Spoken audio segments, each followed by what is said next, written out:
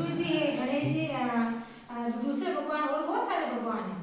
गणेश जी भगवान को छोड़कर सारे भगवानों के मुंह कैसे अपने जैसे है ना, जैसे भोलेनाथ के हैं, विष्णु भगवान के हैं, है ना, हिंदू देव के हैं, ये सारे देवी देवता के मुंह तो अपने जैसे हैं, लेकिन गणेश जी का मुंह ऐसा क्यों है? हाथी की तरह है ना।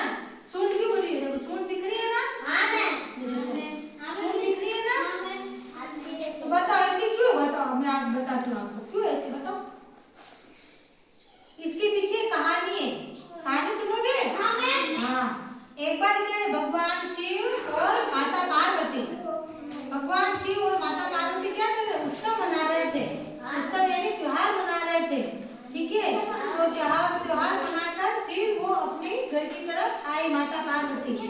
जब माता पार्वती घर की तरफ आई तो उनके शरीर में त्योहार मनाने के कारण बहुत सारा, अपने शरीर में बहुत सारा मेल हो गया था, उनके शरीर में बहुत सारा मेल हो गया था। तो उन्होंने क्या किया, घर पे आए और घर के बाहर बैठकर उन्होंने अपने शरीर का ऐसे मेल उतारा हाथों से। तो बहुत सारा मेल उतरा, इतना सारा मेल उतरा ना, उस मेल से उन्होंने बैठे बैठे बैठे बैठे एक बच्चे की मूर्ति बनाई। एक लड़का होता है ना, छोटा बच्चा जो होता है, ऐसे मतलब एक बच्चे की उस मेल से मूर्ति बना दी। इसको उठा, इसको उठा, है ना, बच्चे की मूर्ति बनाई। नहीं उठा, वीडियो में उठा, आगे उठा, यहाँ बिठा, इसको यहाँ बिठा है, ठीक है। तो माता पार्वती ने अपने शरीर का मेल उतारा और मेल से फिर उन्होंने इतना सारा मेल जब इकट्ठा हो गया ना, तो उसमें उन्होंने क्या किया, उस मेल से एक बच्चा बना दिया और बच्चा बनाकर उस माता पार्वती ने अपनी शक्तियों से उसमें जान डाल दी। तो वो बच्चा, इतना सा बच्चा बड़ा हो गया और फिर माता पार्वती ने कहा कि मैं अंदर नहाने के लिए जा रही हूँ, तुम इस गेट के दरवाजे पर ही खड़े रहना, किसी को भी अंदर मत आने देना। बच्चा वहाँ पर खड़ा हो गया गेट के पास और उस बच्चे के पास बड़ा हो गया ना बच्चा, तो छोटा बच्चा तो था लेकिन जान डाल तो बड़ा बच्चा हो गया, तो बड़ा लड़का हो गया। तो उसके अंदर बहुत सारी ताकत भी थी, है ना, बहुत सारी ताकत भी थी। तो बच्चा दरवाजे के पास खड़ा हो गया। है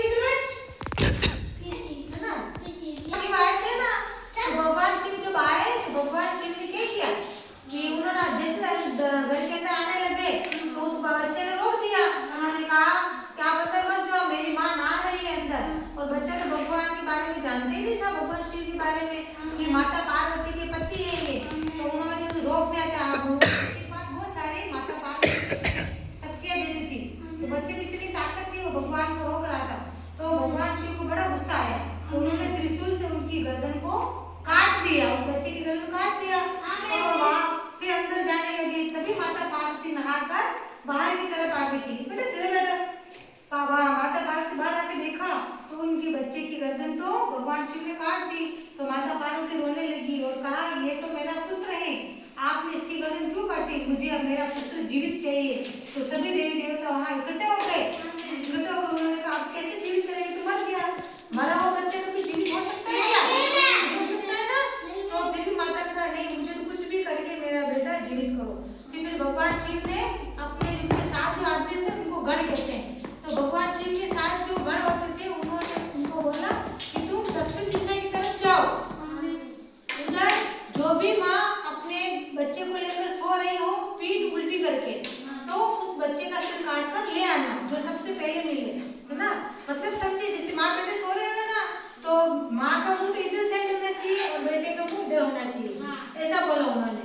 तो गढ़ चले गए, तो सबसे पहले हथनी, हाथी की जो पत्नी होती है ना, हथनी अपने बच्चे को लेकर सो रही थी। हथनी के बच्चे का मुंह इधर था और हथनी का मुंह उधर था। तो गढ़ ने बिना ही बोली आवाज किए उस हाथी के बच्चे का सिर काट कर लेकर आए। तो फिर भगवान शिव ने उस हाथी के बच्चे का गर्दन उस बच्चे पर लगा दिया, उस बच्चे के सिर पे लगा दिया, है ना। तो फिर वह उस बच्चे में वापस जान आ गई। इसलिए भगवान गणेश का जो मुंह है वो हाथी वाला इसी वजह से है ना, क्योंकि हाथी के बच्चे का मुंह भगवान शिव ने उनके बच्चे के मुंह पर लगा दिया, गर्दन पे। ऊपर का मुंह तो हाथी का हो गया, पीछे का शरीर बच्चे का हो गया। इसीलिए भगवान गणेश का मुंह ऐसा है। समझ में आया सारे बच्चे को?